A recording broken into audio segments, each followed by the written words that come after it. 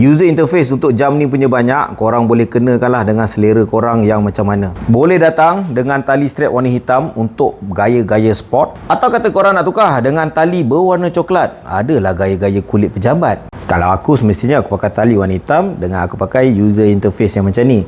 Oh, nampak garang. Ada macam gaya handsome tak? Bagi aku, jam ni sesuai sangat bagi mereka yang baru lagi nak berkecimpung dengan gaya hidup yang sihat. Gaya dah menawan, movement dia yang bagi aku agak smooth, skrin dia jelas tau, AMOLED kan.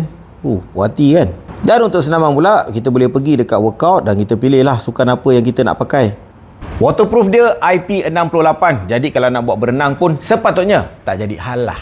Altimeter dia ada, barometer dia ada, kompas pun dia ada. Yang buatkan dia rare, ni kat tengah ni, dia ada flashlight weh. Okay, jom kita cari flashlight. Ni. Tekan, harang, ada lampu. Jam kau ada lampu macam ni? Ada. Nak tukar-tukar interface pun tak susah. Scroll je yang dekat atas ni, pusing, kau tengok dia tukar.